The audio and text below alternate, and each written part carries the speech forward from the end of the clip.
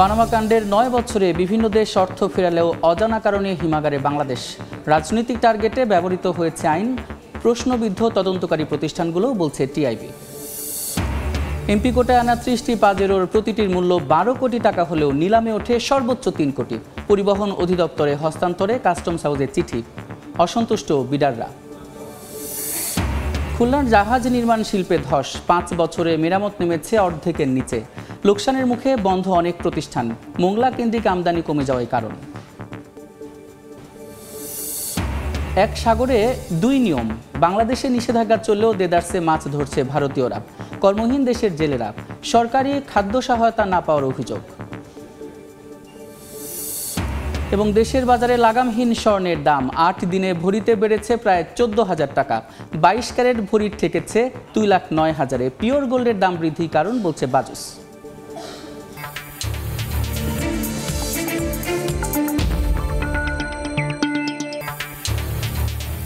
দেখছিলেন শিরোনাম। আমন্ত্রণ জানাচ্ছি দেশ ও দেশের বাইরের অর্থ বাণিজ্যের নানা খবর নিয়ে আমাদের নিয়মিত আয়োজন এ সময়ের বাণিজ্যে। আপনাদের সঙ্গে আছি আমি সাদিক হাসান ইমন। সম্প্রতি নয়, ২০১৬ সালেই বাংলাদেশের ব্যাংকিং খাতকে অচল করার পেছনে প্রভাবশালীদের হাত রয়েছে বলে উল্লেখ করে পানামা পেপারসে। তবে অজানা কারণে হিমাগারে চলে যায় পানামা কাণ্ড। অথচ ৯ বছরে ২৩টি দেশ $১.৩ বিলিয়ন ফিরিয়েছে নিজেদের দেশে। টিআইবি বলছে রাজনৈতিক টার্গেটে ব্যবহৃত হয়েছে অর্থ পাচার আইন, যার সাথে জড়িয়ে প্রশ্নবিদ্ধ হয়েছে তদন্তকারী প্রতিষ্ঠানগুলো। Cilia সুলতানার report. ২০১৬ সালে বিদেশে গোপন রাখা অবৈধ অর্থের তথ্য উন্মোচন করে পানামা পেপারস। বিশ্বের বৃহত্তম আইন সংস্থা মোসাক ফনসেকারের ডেটাবেস থেকে ১,১৫,০০,০০০ ফাইলের ফাঁসের ঘটনায় ফেঁসে যান বাংলাদেশের প্রায় ৩ ডজন ব্যবসায়ী ও রাজনীতিবিদ। International consortium of investigation journalism ICIJ-এর তথ্যে বেশ কয়েকবার বাংলাদেশিদের নাম, ঠিকানা, শেয়ার বাজার ও বাংলাদেশ ব্যাংকিং খাতকে অচল করে বিদেশে বিপুল সম্পদ অর্জনকারী, কর ফাঁকি ও অর্থ পাচারকারীদের সম্পর্কে সুনির্দিষ্ট তথ্য নিশ্চিত করা হয় পানামা পেপারসে। প্রথম দিকে তোড়জোড় শুরু হলেও অদৃশ্য কারণে থেমে যায় সব পদক্ষেপ। তবে অন্যান্য দেশ থেমে যায়নি। বিগত ৯ বছরে পানামা পেপারসে অভিযুক্তদের বিরুদ্ধে ব্যবস্থা নিয়ে $১.৩ বিলিয়ন উদ্ধার করেছে ২৩টি দেশ। সবচেয়ে বেশি পুনরুদ্ধার করেছে যুক্তরাজ্য, সুইডেন, ফ্রান্স ও স্পেন। সবচেয়ে কম উদ্ধার করেছে লিথুয়ানিয়া। পাশের দেশ ভারত ৮৪টি মামলা পরিচালনায় নিয়োগ দিয়েছে ৪৬ জন আইনজীবী। তারা উদ্ধার করেছে $১৭.৪ মিলিয়ন। তালিকায় নেই বাংলাদেশ। আবারও তোড়জোড় শুরু হয়েছে পাচার হওয়া অর্থ ফেরত ও উদ্ধারে। সেখানে গুরুত্বে থাকছে বিগত সরকারের আমলে শীর্ষ পাচারকারীরা। আমাদের বিএফআই এর দায়িত্ব ছিল অর্থ পাচার রোধ করা। দুদকের মতো প্রতিষ্ঠান বা সিআইডির মতো প্রতিষ্ঠান, যাদের দায়িত্ব ছিল ব্যক্তির পরিচয়ের ঊর্ধ্বে থেকে তদন্ত করা। এই যে প্রতিষ্ঠানগুলোকে যে করায়ত্ত করা হয়ে গেছিল, অকার্য করে দিয়েছিল, পেশাগত দলীয়পনার মধ্যে ঠেলে দেওয়া হয়েছিল, এই জায়গাটা হচ্ছে যে বড় সংস্কারের দরকার। এখনও কি একইভাবে শুধুমাত্র আমরা কারা ক্ষমতায় নেই তাদেরকে টার্গেট করে আমরা কাজ করছি, নাকি আসলে ক্ষমতায় নেই বা আছে সেটা বিষয় না, ব্যক্তির পরিচয় অবস্থান বিষয় না, আইন সবার জন্য সমান, এই মানদণ্ডে আমরা কাজ করব, এই জায়গায় কিন্তু এখন আমরা যেতে পারি নাই। এদিকে পাচার করা অর্থ ফেরাতে দুদক, সিআইডি, এনবিআর সহ অন্যান্য প্রতিষ্ঠানের সাথে কাজ চলছে বলেও জানিয়েছেন বাংলাদেশ ব্যাংকের মুখপাত্র। স্টোলেন এসেট রিকভার করতে চাই, প্রথম ধাপ হচ্ছে আইনগতভাবে আইনি প্রয়োগ প্রক্রিয়ার মাধ্যমে বিদেশে যে অর্থটা বা সম্পদে যেগুলো রূপান্তরিত হয়েছে সেগুলোর থেকে পাচারকারী ব্যক্তিদের যে মালিকানা সেটা খর্ব করে নেওয়া। শেষবার ২০২২ সালে পানামা পেপারসে আসা অভিযুক্তদের বিষয়ে দুদক, সিআইডি ও বিএফআইইউকে রিপোর্ট দাখিলের নির্দেশ দেন আদালত। তবে সেসব রিপোর্ট আজ পর্যন্ত আলোর মুখ দেখেনি। সেলিয়া সুলতানা, সময় সংবাদ, ঢাকা। এ বিষয়ে আলোচনার জন্য আমাদের সঙ্গে ভার্চুয়ালি যুক্ত হচ্ছেন বাংলাদেশ সুপ্রিম কোর্টের জ্যেষ্ঠ আইনজীবী ও অর্থনীতি বিশ্লেষক ব্যারিস্টার এম মাসুম। জনাব এম মাসুম, এই সময়ের বাণিজ্যে আপনাকে স্বাগত। জি, ২০১৬ সালে পানামা পেপারসে অর্থ পাচারকারী কিছু ব্যক্তির তথ্য প্রকাশিত হয়েছিল। সেখানে বাংলাদেশের প্রায় ১ ডজন ব্যক্তির নাম উঠে এসেছিল।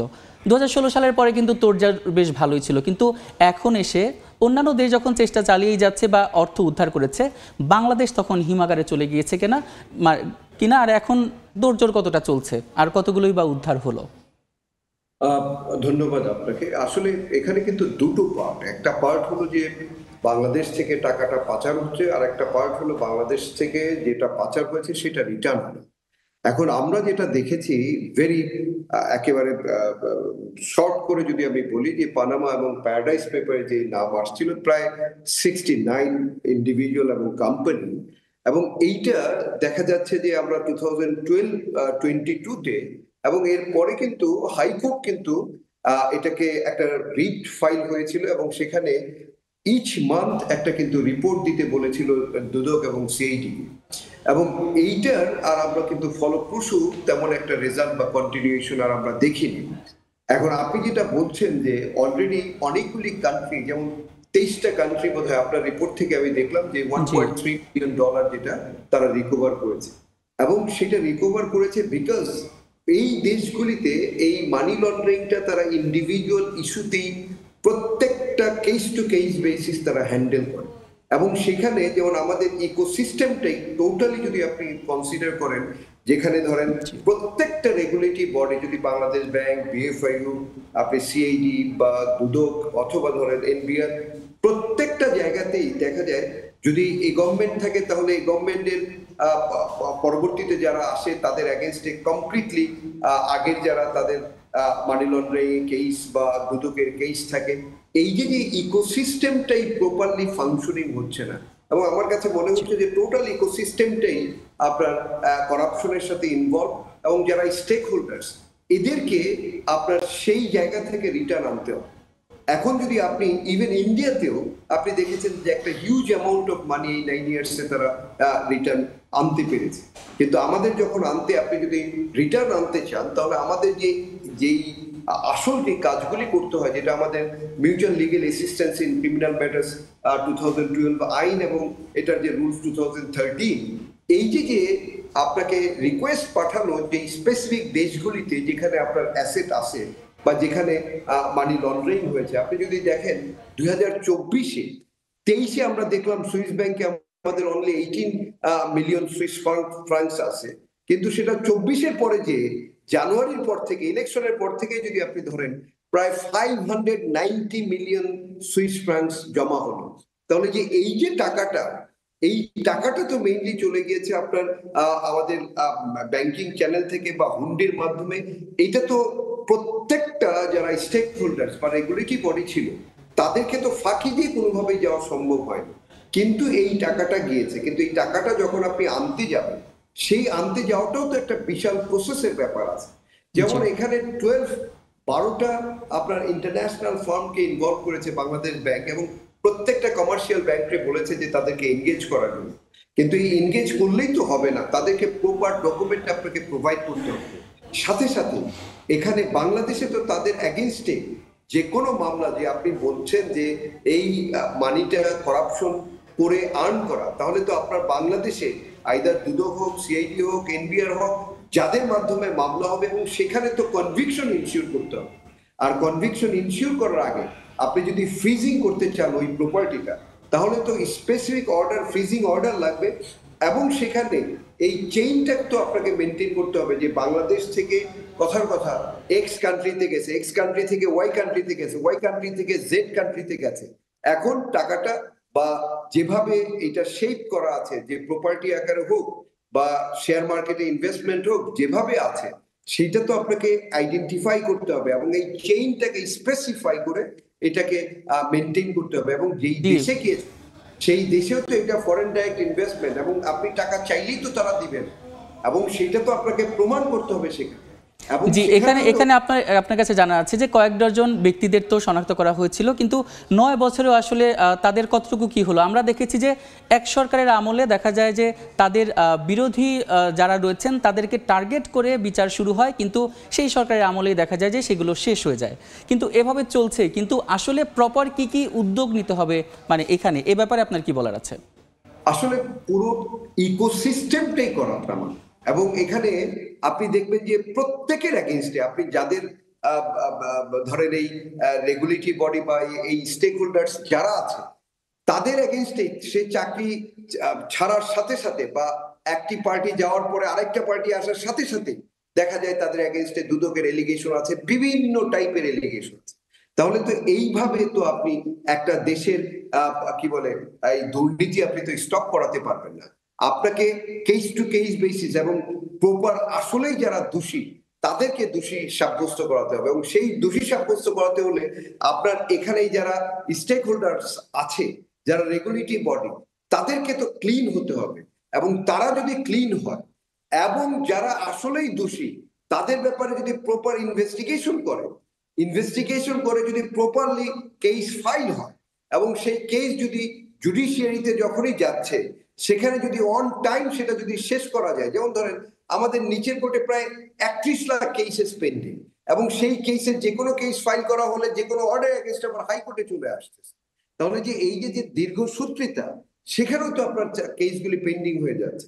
তাহলে আপনাকে টোটাল ইকোসিস্টেমটাতে হাত দিতে হবে এবং সৎ ইচ্ছা থাকতে হবে, এবং সেভাবেই আপনাকে case to case basis investigation করতে হবে, এবং ইনভেস্টিগেশন করে একেবারে দেখবেন যে যারা এখানে আপনি যেই XYZ যাদের নামে দেখা যাচ্ছে এলিগেশন আনতেছে, এবং এই পেপার ডকুমেন্টস প্রোভাইড করবে কে?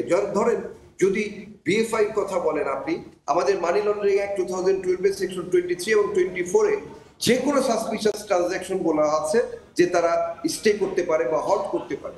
জি জনাব মাসুম, বড় ধরনের ট্রানজাকশন হলো তারা তো এটা সাথে সাথেই তারা দেখতে পারতো, স্ক্রুটিনি করতে পারতো, এবং সেই ডকুমেন্টগুলি স্পেসিফিক যে রেগুলেটরি। জি জনাব মাসুম, এই যে অর্থ, সেই অর্থ কিন্তু কোনো রাজনৈতিক দলের নয়, এটা কিন্তু দেশের অর্থ এবং দেশের উন্নয়নে সেগুলো কাজে লাগবে। কিন্তু বিভিন্ন রাজনৈতিক দল যখন আসে তখন কিন্তু ভুল পাল্টে যাচ্ছে, এবং তদন্ত শেষমেশ আসলে শেষ হচ্ছে না। শেষ হয়েছে যে এবং অর্থ দেশে ফিরিয়ে আনা হয়েছে, এই ঘটনাও কিন্তু আমাদের দেশে অনেক কম। কিন্তু বহির্বিশ্বে যদি আমরা দেখি তাহলে বিভিন্ন দেশ, যুক্তরাজ্য, ভারতের কথা যদি পার্শ্ববর্তী দেশ কিংবা অন্যান্য দেশ, তারা কিন্তু অর্থ আনছে। তাহলে আমাদের এই ক্ষেত্রে জনগণ হিসেবে কিংবা বিভিন্ন সংস্থার আসলে কিভাবে কাজ করা উচিত?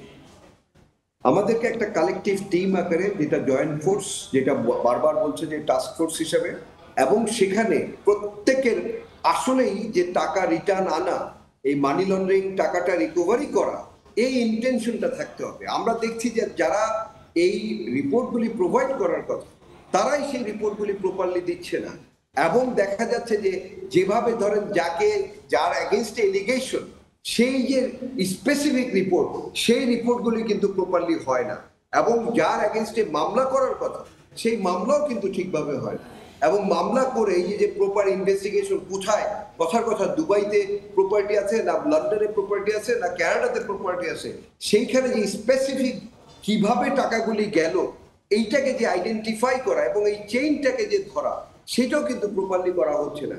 এবং যার ফলশ্রুতিতে আপনি দেখেন আমাদের কিন্তু কোনো এক্সাম্পল নাই যে বাংলাদেশে টাকা আসছে দু একটা পলিটিক্যাল ইস্যু ছাড়া। কিন্তু আপনি দেখেন এ পর্যন্ত আপনি বলতে পারবেন যে অমুক, কথার কথা যে বাংলাদেশ ব্যাংক বা ধরেন NBR বা সিকিউরিটি এক্সচেঞ্জ কমিশন বা যদি CID বা ধরেন দুদক, এদেরও অফিসিয়ালদের এগেনস্টে বিভিন্ন এলিগেশন আছে, কিন্তু আপনি আদৌ বলতে পারবেন যে অমুকের এগেইনস্ট এলিগেশন ছিল এবং সেটা প্রমাণিত হয়েছে এবং সেটা। জি, আমরা কিন্তু আসলে এটাই চাই যে কার কার বিরুদ্ধে এলিগেশন আছে এবং সেগুলো যাতে যথাযথ তদন্ত করে যথাযথ ব্যবস্থা নেওয়া হয় এবং দেশের অর্থনীতি উন্নয়নে সার্বিকভাবে কাজ করা হয়। আপনাকে অসংখ্য ধন্যবাদ আমাদের সঙ্গে যুক্ত হওয়ার জন্য। আপনাকে ধন্যবাদ। আমরা এতক্ষণ আলোচনা করছিলাম পানামা কাণ্ড নিয়ে এবং তার বিভিন্ন বিষয়াদি নিয়ে। এই জন্য আমাদের সঙ্গে যুক্ত ছিলেন সুপ্রিম কোর্টের আইনজীবী এবং অর্থনীতি বিশ্লেষক ব্যারিস্টার AM মাসুম। এমপি কোটায় আনা 30টি পাজেরো নিলামে বিক্রির পরিবর্তে সরকারি পরিবহন অধিদপ্তরে হস্তান্তরের সিদ্ধান্ত চূড়ান্ত করেছে জাতীয় রাজস্ব বোর্ড। প্রতি গাড়ির মূল্য 12 কোটি টাকা করে হলেও নিলামে মাত্র 1 লাখ থেকে 3 কোটি টাকা দর তোলায় NBR এর এই কঠোর সিদ্ধান্ত। এদিকে গাড়িগুলো হস্তান্তরের ব্যবস্থা নিতে NBR এর পক্ষ থেকে চট্টগ্রাম কাস্টম হাউসে দেওয়া হয়েছে চিঠিও। শাখাওয়াত টিপুর ক্যামেরায় বিস্তারিত জানাচ্ছেন কমল দে। আর কোনো জটিলতা নয়, রাষ্ট্রের অনুকূলে যাচ্ছে এমপি কোটায় শুল্কমুক্ত সুবিধায় আনা এই 30টি ল্যান্ড ক্রুজার পাজেরো গাড়ি। ছাত্র জনতার গণ আন্দোলনে পালিয়ে যাওয়া দ্বাদশ সংসদের সদস্যরাই আমদানি করেছিল এসব গাড়ি, কিন্তু বন্দর থেকে ছাড় করার আগে সরকারের পতন হয়, গাড়িগুলো নিয়ে সৃষ্টি হয় নানা জটিলতা। এই অবস্থায় জটিলতা নিরসনে চিঠি দিয়ে নিজেদের চূড়ান্ত সিদ্ধান্ত জানিয়ে দিয়েছে জাতীয় রাজস্ব বোর্ড।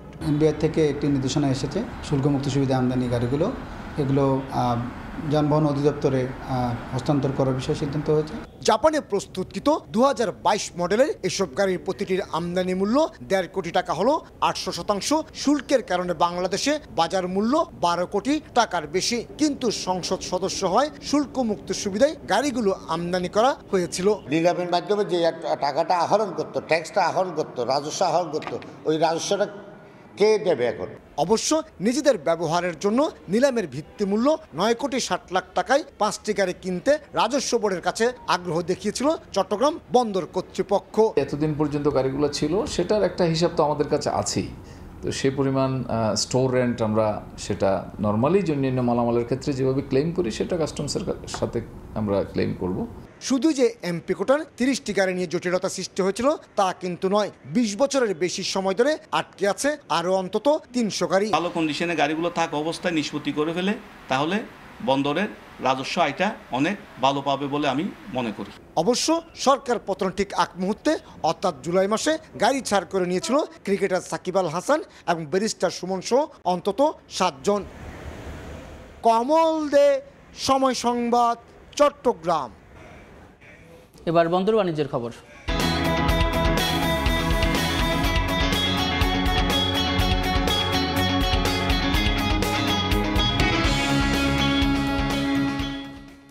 ধস নেমেছে খুলনার জাহাজ নির্মাণ ও মেরামত শিল্পে।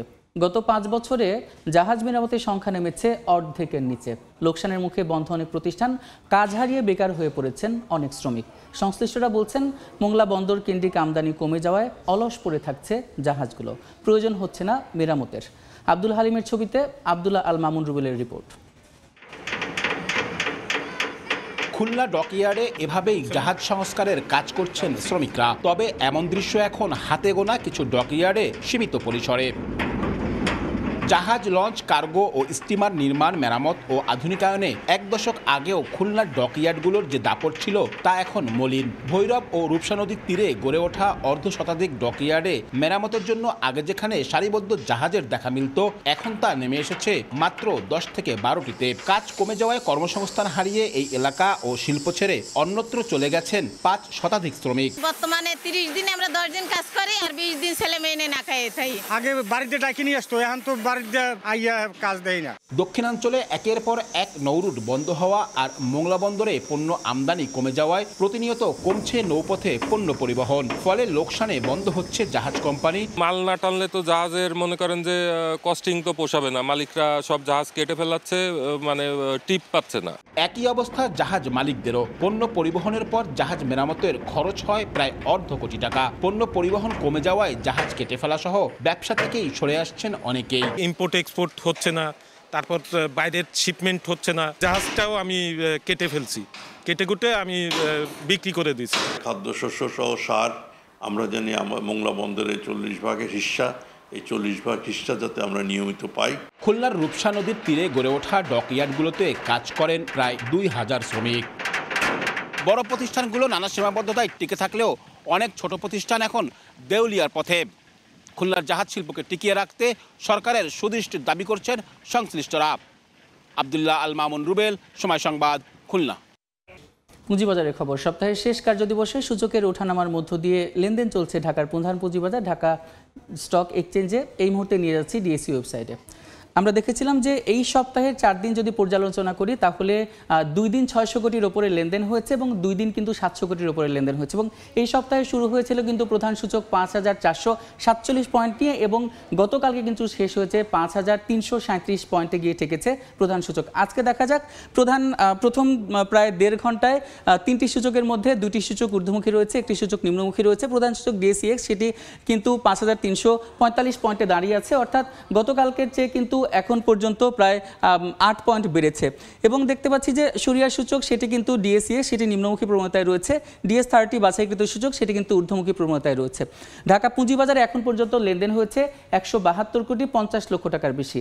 যে কোম্পানিগুলো লেনদেন করেছে তার মধ্যে 210টি কোম্পানির শেয়ারের দাম বেড়েছে, 101টি কোম্পানির শেয়ারের দাম কমেছে এবং এখন পর্যন্ত অপরিবর্তিত অবস্থায় রয়েছে 70টি কোম্পানির শেয়ারের দাম।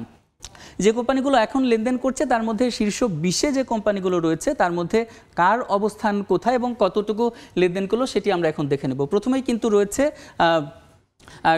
ডোমিনেজ স্টিল বিল্ডিং সিস্টেমস লিমিটেড, যার একটি শেয়ার এখন বিক্রি হচ্ছে 20 টাকা 60 পয়সায়। গত কার্যদিবসে কিন্তু একটি শেয়ারের সর্বশেষ দাম ছিল 19 টাকা 30 পয়সা। অর্থাৎ আজকে কিন্তু দেখতে পাচ্ছি যে প্রায় 1.5 টাকার মতো বেড়েছে এবং এখন পর্যন্ত এটি শেয়ার বাজারে লেনদেন করেছে 10 কোটি টাকার উপরে। তারপরে কিন্তু রয়েছে রহিমা ফুড, যার একটি শেয়ার এখন বিক্রি হচ্ছে 151 টাকা 80 পয়সায়। গত কার্যদিবসে এর একটি শেয়ারের সর্বশেষ দাম ছিল 141 টাকা 60 পয়সা। অর্থাৎ আজকে কিন্তু এটির প্রায় 10 টাকার বেশি শেয়ারের দাম বেড়েছে। তৃতীয় অবস্থানে রয়েছে রূপালী লাইফ ইন্স্যুরেন্স, যার একটি শেয়ার এখন বিক্রি হচ্ছে 118 টাকা 50 পয়সায়। গত কার্যদিবসে সর্বশেষের একটি শেয়ারের দাম ছিল 117 টাকা 50 পয়সায়। আজকে কিন্তু 1 টাকায় একটি শেয়ারের দাম বেড়েছে। চতুর্থ অবস্থানে রয়েছে সিভিও পেপারস লিমিটেড, যার একটি শেয়ার এখন বিক্রি হচ্ছে 211 টাকা 90 পয়সায়। গত কার্যদিবসে কিন্তু একটি শেয়ারের সর্বশেষ দাম ছিল 211 টাকা 20 পয়সা। অর্থাৎ আজকে কিন্তু 70 পয়সার মতো এর একটি শেয়ারের দাম বেড়েছে। তারপরে কিন্তু রয়েছে সোনালী পেপারস, যার একটি শেয়ার এখন বিক্রি হচ্ছে 288 টাকা 30 পয়সায়। গত কার্যদিবসে কিন্তু একটি শেয়ারের সর্বশেষ দাম ছিল 282 টাকা 50 পয়সা। অর্থাৎ আজকে পর্যন্ত প্রায় এটির কিন্তু 6 টাকার উপরে বেড়েছে। তো ঢাকা পুঁজিবাজারে কিন্তু দেখা যাচ্ছে যে প্রধান সূচকের নিম্নমুখী প্রবণতার মধ্য দিয়ে যাচ্ছে। আজকে দেখা যাক সর্বশেষ কার্যদিবস কত লেনদেন হয় এবং ঢাকা পুঁজিবাজারে আসলে বিনিয়োগকারীরা কতটা আস্থা ফেরাতে পারেন। তো ঢাকা স্টক এক্সচেঞ্জের ওয়েবসাইট থেকে এই ছিল আমার কাছে লেটেস্ট আপডেট।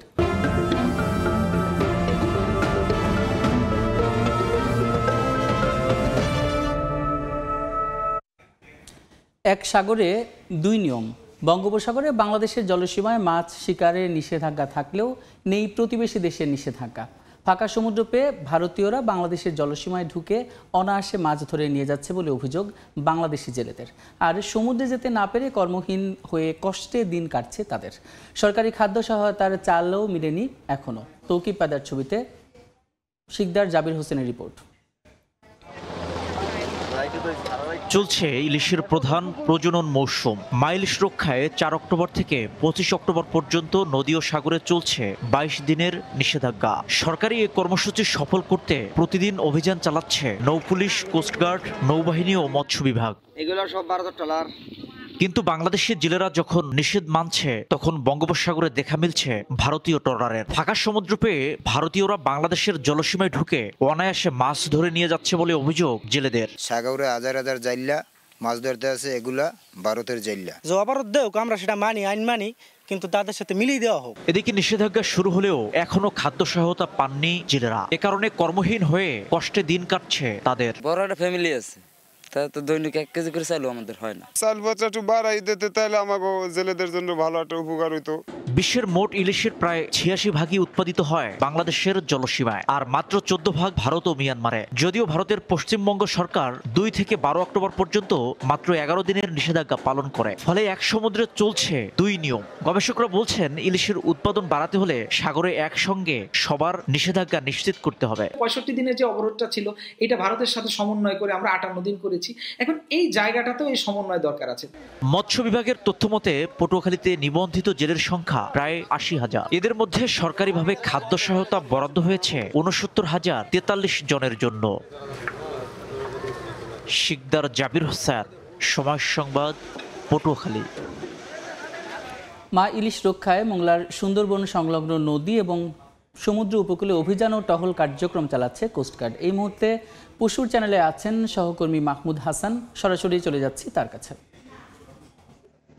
মাহমুদ, ইলিশ মাছের প্রজনন মৌসুম, তাই সেই ইলিশ মাছের বংশ বৃদ্ধি এবং মৎস্য সম্পদ রক্ষায় কিন্তু অভিযান শুরু করেছে কোস্টগার্ড। তবে মোংলা, পশুর নদী এবং সুন্দরবন সংলগ্ন যতগুলো নদী খাল রয়েছে সেই নদী খালগুলোই কিন্তু তারা কন্টিনিউ কিন্তু অভিযান চালিয়ে যাচ্ছে। আপনাদেরকে দেখাতে পাচ্ছি যে এই যে অভিযানের অংশ হিসাবে কিন্তু কোস্টগার্ড পশুর চ্যানেল, পশুর নদী এবং সুন্দরবন সংলগ্ন যতগুলো খাল রয়েছে সে খালগুলাই কিন্তু অব্যাহতভাবে তাদের অভিযান চালিয়ে যাচ্ছে। কারণ এখানে কিছু জেলে বেশে কিছু দুর্বৃত্ত আছে, তারা কিন্তু রাতের অন্ধকারে অথবা গোপনে তারা ইলিশ মাছ নিধন করে। কারণ হলো ইলিশ মাছ প্রজনন মৌসুম, এখানে ইলিশ মাছের ডিম ছাড়ার কিন্তু সময়। তাই এই ইলিশ মাছ রক্ষার্থে এরা কিন্তু অভিযান তারা অব্যাহত রেখেছে এবং আজ ভোর থেকেই কিন্তু তারা কিন্তু এই অভিযান চলমান রেখেছে। আপনাদেরকে দেখাতে পাচ্ছি যে এই অভিযানের অংশ হিসাবে সুন্দরবন শুধুমাত্র এই পশুর নদীতে ইলিশ রক্ষা নয়, সুন্দরবন সংলগ্ন যতগুলো নদী খাল রয়েছে সেগুলায় মৎস্য সম্পদ রক্ষা এবং বিভিন্ন প্রকারের মাছ রক্ষার্থে কিন্তু এই অভিযান তারা চালিয়ে যাচ্ছে, যাতে কোনো রকম কোনো জেলে এখান ঢুকে তারা এই মাছ শিকার করতে না পারে বা ইলিশ মাছ যেন তারা ধরতে না পারে। সেজন্য কিন্তু 4 অক্টোবর থেকে 25 অক্টোবর পর্যন্ত 22 দিন যে ইলিশ ধরা এবং পরিবহন মজুত করা বা বিক্রি নিষিদ্ধ, সেভাবে কিন্তু তারা তার কার্যক্রম অব্যাহত রেখেছে। এছাড়াও বিভিন্ন জায়গায় মাইকিং করেছে, তারা সমাবেশ করেছে এবং লিফলেট বিতরণ করেছে, যাতে কোনো রকম কোনো প্রকার এই 22 দিন যেন কোনো রকম ইলিশ মাছ ধরা না হয়, ইলিশ মাছ যেন নির্বিঘ্নে ডিম ছেড়ে তাদের বংশবৃদ্ধি করতে পারে, সেজন্য কিন্তু প্রচেষ্টা চালিয়ে যাচ্ছে কোস্টগার্ড। আপনাকে দেখাতে পাচ্ছি যে এই কোস্টগার্ড যে তাদের যে কার্যক্রম তারা অব্যাহত রেখেছে। এছাড়া সুন্দরবনে যারা মাছ শিকার করে অর্থাৎ বিষ দিয়ে যেন মাছ শিকার করতে না পারে এবং মৎস্য সম্পদ রক্ষার্থে কিন্তু তারা নিরলসভাবে কাজ করে যাচ্ছে এবং এখানে যারা সেই জেলে দুর্বৃত্ত যারা এখানে মাছ ধরে মাছের বংশ নষ্ট করার চেষ্টা করছে তাদের বিরুদ্ধেও কিন্তু অভিযান তারা অব্যাহত রেখেছে এবং এই অভিযান তাদের যতদিন পর্যন্ত মৎস্য সম্পদ তাদের প্রজনন মৌসুম শেষ না হয় ততক্ষণ পর্যন্ত তাদের এই অভিযান অব্যাহত থাকবে। তবে এই ছিল আমার কাছে যে ইলিশ মৌসুমের মৎস্য সম্পদ রক্ষায় কোস্টগার্ডের অভিযানের সর্বশেষ তথ্য। মোংলা থেকে যুক্ত ছিলেন সহকর্মী মাহমুদ হাসান। সাতক্ষীরায় পানিফল বা পানি সিংড়ার চাষ বাড়ছে। জলাবদ্ধ ও পতিত জমিতে চাষ করা যায় বলে অল্প সময়ে ভালো লাভের মুখ দেখছেন কৃষকরা। পুষ্টিগুণে ভরপুর পানিফল ডায়াবেটিস সহ নানা রোগের প্রতিষেধক হিসেবে কাজ করে বলে জানান কৃষি কর্মকর্তারা। মমতাজ আহমেদ বাপির পাঠানো ছবি ও তথ্য নিয়ে রিপোর্ট। খেতে সুস্বাদু ও পুষ্টিকর হওয়ায় দিন দিন চাহিদা বাড়ছে পানি ফলের। বাজার চাহিদা মাথায় রেখেই সাতক্ষীরা সদর, কলারোয়া, দেবহাটা উপজেলায় ব্যাপকভাবে চাষ হচ্ছে এই ফল। চাষাবাদে খরচ কম, বিপরীতে অল্প সময়ে ভালো লাভ পাওয়ায় আগ্রহী হচ্ছেন চাষিরা। পতিত জলাবদ্ধ জমিতে সহজেই এই পানিফল চাষ করা যায়, যা কৃষকদের জন্য একটি বড় সুযোগ। কৃষকরা জানান 3 মাস পর ফলন আসে আর 3 মাস ধরে পাওয়া যায় এই ফলন। মোট 6 মাসে বিঘা প্রতি 10 থেকে 15 হাজার টাকা খরচ করে 70 থেকে 80 হাজার টাকার ফল বিক্রি করা যায়। একদিকে যেরকম বেকারত্ব দূর হবে, অনেকগুলো টাকা উপার্জন হবে, আর পতিত জমিগুলো চাষ হবে, অনেক লোকের কর্মসংস্থান, তারপর অধিক টাকা উপার্জন। আমরা চাই পানি ফল চাষিদের জন্য ক্ষুদ্র ঋণের ব্যবস্থা করা। 6টার সময় আসে, 12টার সময় বাড়ি যায়, 350 করে দেয়, এতে সংসার ধর্ম এতেই চলে। জেলা কৃষি সম্প্রসারণ কর্মকর্তা জানান, পুষ্টিগুণ সম্পন্ন এই ফল চাষ বাড়াতে স্বল্প সুদে ঋণের উদ্যোগ নেওয়া হচ্ছে। যেখানে ফসল চাষ করা যায় না সেখানে অন্তত পানি ফল চাষ করে কৃষকগণ যে আর্থিকভাবে লাভবান হবে এবং ভোক্তাগণ এটাকে উপকৃত হবে। ক্ষুদ্র ঋণের প্রচেষ্টা চালালে এই ব্যাপারে আমরা সহযোগিতা করব। জেলা কৃষি সম্প্রসারণ অধিদপ্তরের তথ্য, গত বছর জেলায় 136 হেক্টর জমিতে পানি ফলের চাষ হয়েছে, এবছর হয়েছে 164 হেক্টর জমিতে। সময় সংবাদ, Satkhira. Dhaka reporters unity DRU এর উদ্যোগে এবছরের বেস্ট রিপোর্টিং অ্যাওয়ার্ড দেবে মোবাইল ফিনান্সিয়াল সার্ভিস নগদ। বুধবার সকালে ঢাকা রিপোর্টার্স ইউনিটির শফিকুল কবির মিলনায়তনে সংবাদ সম্মেলনে যৌথভাবে এই ঘোষণা দিয়েছে নগদ ও ডিআরইউ। প্রিন্ট, অনলাইন ও টেলিভিশন, রেডিও এই 2 ভাগে 25টি ক্যাটাগরিতে বিষয়ভিত্তিক প্রতিবেদনের জন্য পুরস্কার দেওয়া হবে। পাশাপাশি সব মিডিয়ার জন্য উন্মুক্ত আরও 2টি বিশেষ পুরস্কার সহ মোট 27টি সেরা রিপোর্টের জন্য পুরস্কার দেওয়া হবে। সংগঠনের সদস্যরা 2024 সালের 1 সেপ্টেম্বর থেকে গেল 30 সেপ্টেম্বরের মধ্যে প্রকাশিত প্রচারিত প্রতিবেদন অ্যাওয়ার্ডে মনোনয়নের জন্য জমা দিতে পারবেন। জমা দেওয়ার শেষ তারিখ 14 অক্টোবর। এই অ্যাওয়ার্ডটা আমার একাধিকবার উইন করার সুযোগ হয়েছে। এলাকায় আসলে আমরা কোথায় খাবো একটা টেনশনে ছিল। এক অনাড়ম্বর আয়োজনের মাধ্যমে উদযাপিত হলো আইএফআইসির গৌরবময় 49তম প্রতিষ্ঠাবার্ষিকী। সম্প্রতি রাজধানীর পুরানা পল্টনে অবস্থিত আইএফআইসি টাওয়ারের মাল্টিপারপাস হলে অনুষ্ঠানটির আয়োজন করা হয়। অনুষ্ঠানে উপস্থিত ছিলেন ব্যাংকের পরিচালনা পর্ষদের চেয়ারম্যান মোহাম্মদ মেহমুদ হোসেন, ব্যাংকের স্বতন্ত্র পরিচালক কাজী মোহাম্মদ মাহবুব কাশেম এফসিএ, ব্যবস্থাপনা পরিচালক সৈয়দ মনসুর মুস্তফা সহ অন্যান্য কর্মকর্তারা। এ সময় ব্যাংকের চেয়ারম্যান মোহাম্মদ মেহমুদ হোসেন আইএফআইসির 49তম পূর্তির এই গৌরবময় সাফল্যের জন্য ব্যাংকের সব গ্রাহক, শেয়ার হোল্ডার, কর্মকর্তা, কর্মচারী এবং শুভানুধ্যায়ীদের জন্য আন্তরিক ধন্যবাদ ও শুভেচ্ছা জানান।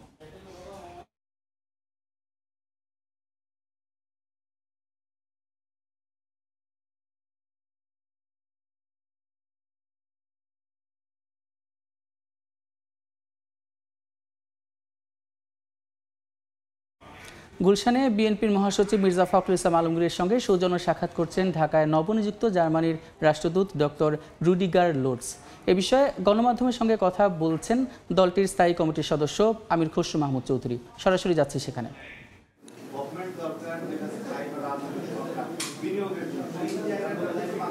হ্যাঁ, বিনিয়োগের জন্য পরিবেশ, আপনারা তো জানেন, আমরা তো বিনিয়োগের উপর ইতিমধ্যে আমাদের অবস্থান পরিষ্কার করেছি যে বিনিয়োগের যে ইজ অফ ডুইং বিজনেস, যেটা বাংলাদেশে এতদিন যে সমস্যাগুলো ছিল, আমরা এগুলোর সমাধানের জন্য ক্লিয়ার কাট কিছু সিদ্ধান্ত নিয়েছি। এবং আপনারা জানেন, আমরা বিনিয়োগ যে সামিটটা হয়েছে কিছুদিন আগে, সেখানে আমরা কিন্তু পরিষ্কারভাবে লিখিতভাবে এটা বিনিয়োগকারীদের কাছে হস্তান্তর করেছি। এটা আমরা প্রত্যেকটা এমবেসিতেও দিয়েছি, তারা জানে আগামী দিনে বাংলাদেশের বিনিয়োগের সত্যিকার পরিবেশটা কী হবে এবং কি কি রিফর্ম করতে হবে, একেবারে ডিরেগুলেট করতে হবে, লিবারালাইজেশন করতে হবে। আমরা এগুলো সিদ্ধান্ত নিয়েছি এবং এগুলো বাস্তবায়িত হলে বিনিয়োগের কোনো সমস্যা থাকবে না বাংলাদেশে। শুধু জার্মান বিনিয়োগ না, সবাই বাংলাদেশে বিনিয়োগ করতে চায়, কিন্তু এই এবং নির্বাচন স্থিতিশীলতা তো মাস্ট, এটা তো সবাই একই কথা। সবাই নির্বাচনের অপেক্ষায় আছে, প্রত্যেকের যত কথা আলাপ আলোচনা হচ্ছে, এটা শেষ কথা হচ্ছে যত তাড়াতাড়ি নির্বাচন হয়ে বাংলাদেশে একটি নির্বাচিত সরকার আসবে, যেখানে তারা short term, mid term, long term সিদ্ধান্তগুলো নিতে পারবে। সুতরাং তারা সবাই সে অপেক্ষায় আছে এবং নির্বাচন যাতে যত তাড়াতাড়ি সুষ্ঠু নির্বাচনের মাধ্যমে একটি নির্বাচিত সরকার, সংসদ হয়, যেটা জনগণের কাছে দায়বদ্ধ থাকবে, যেটা আন্তর্জাতিকভাবে অনেক বেশি অ্যাকসেপ্টেবল থাকবে। আমরা দেখতে পেয়েছি যে আপনারা বিভিন্ন সময় বিভিন্ন দেশের কূটনৈতিকদের সাথে আলোচনা করছেন, আলোচনা করছেন। গত 2 দিন আগে একটি বিষয় নিয়ে গণমাধ্যমে ব্যাপক আলোচনা হচ্ছে, সেটি হচ্ছে আওয়ামী লীগের প্রথম নিষিদ্ধ আওয়ামী লীগের সাবেক এক মন্ত্রীর বাসায় 3টি দেশের রাষ্ট্রদূতের বৈঠক অনুষ্ঠিত হয়েছে। এই বিষয়টি আপনারা কিভাবে দেখছেন? না, এটা আমাদের কোনো বিষয় না। এটা কোন কূটনীতিবিদ কার বাসায় সব এটা করছে তাদের নিজস্ব বিষয়। এটা নিয়ে বিএনপির কোনো মাথা ব্যথা এগুলো চিন্তা নেই। কতজন কত জায়গায় কত সভা করবে, দেখা করবে, এটার জন্য আমাদের কোনো বিএনপির পক্ষ থেকে আমাদের কোনো কমেন্ট নেই। না না, রাজনীতির জন্য গুরুত্বপূর্ণ কেন হবে? কারো বাসায় একটা মিটিং হলে কি এটা গুরুত্বপূর্ণ হয়ে গেল নাকি? রাজনীতি এত সহজ ব্যাপার নাকি যে কারো বাসায় একটা মিটিং করলাম আর রাজনীতির মধ্যে একটা পরিবর্তন ঘটে গেল? বাংলা রাজনীতি এত সহজ কোনো বিষয় নাই। এইরকম আপনারা যেটা শুনছেন, আমরা শুনছেন না, অনেক মিটিং হচ্ছে। আপনারা যেটা জানেন না, এরকম অনেক মিটিং হচ্ছে। তো এটাতে কিছু আসে যায় না রাজনীতিতে। ওরা প্রাইভেটলি গেছে, ওরা নাকি ফ্ল্যাগও ইউজ করে নেই ওই দিন। যাই হোক, এনিওয়ে, আমি এগুলোর কোনো গুরুত্ব নেই আমাদের কাছে। আমাদের গুরুত্ব হচ্ছে আগামীর বাংলাদেশে একটা গণতান্ত্রিক অর্ডার ফিরিয়ে আনবো এবং আপনার ভরসা, নির্ভরশীলতা থাকবে জনগণের উপর। কে কোথায় কার বাড়িতে সভা করতেছে, এগুলো নিয়ে কোনো ইস্যু না। বাংলাদেশের জনগণের উপর আস্থা থাকতে হবে। বাংলাদেশের জনগণ কি চায় সেটাই হচ্ছে আমাদের জন্য গুরুত্বপূর্ণ। আগে গণতন্ত্র মঞ্চে যারা আছেন তারা 300 আসনে প্রার্থী দেবেন এমন একটা ঘোষণা দিয়েছেন এবং সেই সাথে 140টা আসনের প্রার্থী তারা নামও ঘোষণা করছে। এই জায়গা থেকে আসলে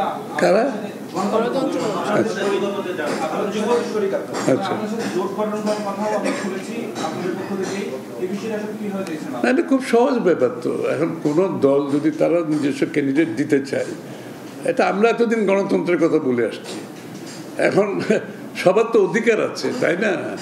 সবার অধিকার আছে। তারা যদি ক্যান্ডিডেট কোনো জায়গায় দিতে চায়, সেটা তাদের অধিকার আছে। সেটা নিয়ে তো আমাদের আলোচনার কিছু নাই। সেটা যদি আমাদের সাথে একসাথে মিলেও দিতে পারি, তারা যদি ইন্ডিপেন্ডেন্টলি দিতে চায় তাও দিতে পারে, কারণ এই অধিকার তো সকলের আছে, তাই না?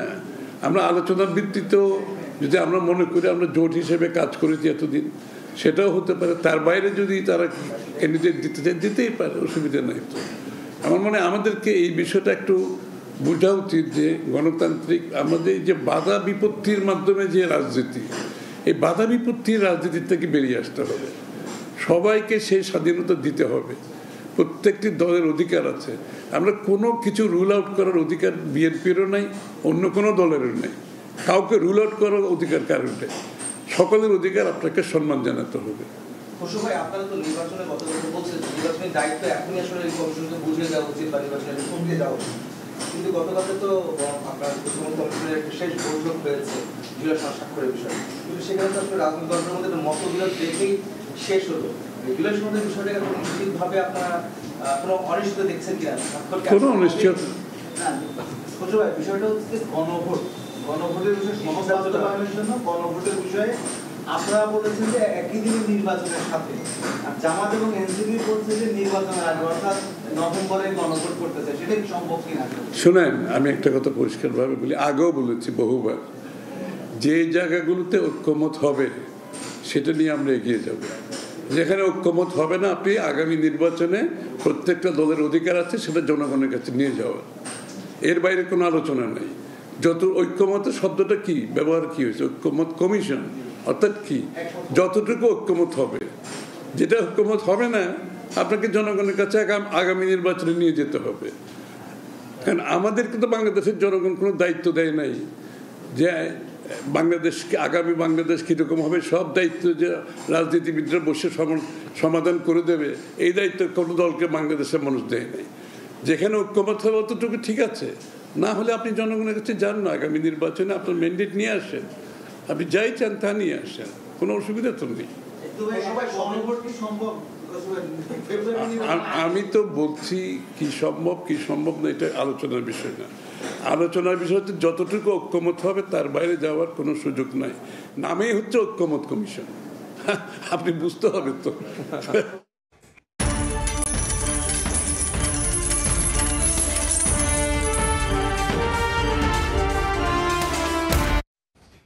দেশের বাজারে লাগামহীনভাবে বাড়ছে স্বর্ণের দাম। চলতি মাসের প্রথম 8 দিনেই মূল্যবানের ধাতুর দাম বেড়েছে প্রায় 14,000 টাকা। 22 ক্যারেট 1 ভরির দাম ঠেকেছে 2,09,101 টাকায়। লাগামহীনভাবে দেশের বাজারে বাড়ছে স্বর্ণের দাম। চলতি মাসের প্রথম 8 দিনের মধ্যে 4 দিনই দাম বেড়েছে মূল্যবান এই ধাতুর। গেল 6 অক্টোবর থেকে 24 ঘন্টার ব্যবধানে স্বর্ণের দাম বাড়াচ্ছে বাংলাদেশ জুয়েলার্স সমিতি বাজুস। বুধবার রাতে ভরিতে 1 লাফে 6,906 টাকা বাড়ানোর সিদ্ধান্ত জানায় স্বর্ণ ব্যবসায়ীদের শীর্ষ সংগঠনটি। এর আগে 7 অক্টোবর ভরিতে 1,469 টাকা, 6 অক্টোবর 3,150 টাকা এবং 4 অক্টোবর ভরিতে 2,192 টাকা দাম বাড়ানো হয়েছে। বর্তমানে দেশের বাজারে 22 ক্যারেট 1 ভরি স্বর্ণ কিনতে গুনতে হবে 2,09,101 টাকা। নতুন মূল্য তালিকায় 21 ক্যারেটের প্রতি ভরির দাম 1,99,594 টাকা, 18 ক্যারেট 1,71,088 টাকা এবং সনাতন পদ্ধতির 1 ভরি স্বর্ণের দাম পড়বে 1,42,301 টাকা। স্বর্ণের বাজারে এমন অস্থিরতার কারণ হিসেবে দেশের বাজারে তেজাবি বা পিওর গোল্ডের দাম বৃদ্ধিকে সামনে আনছে বাজুস। বিশ্ববাজারেও ঊর্ধ্বমুখী নিরাপদ বিনিয়োগের মাধ্যম হিসেবে পরিচিত মূল্যবান এই ধাতুর দাম বৃহস্পতিবার সকালে স্পট মার্কেটে প্রতি আউন্স বিক্রি হয়েছে $4,036। হিসাব বলছে 1 মাসে বেড়েছে $406। কামরুল হাসান সবুজ, সময় সংবাদ। এ পর্যায়ে শীর্ষ সংবাদগুলো জানিয়ে দিচ্ছে আরেকবার।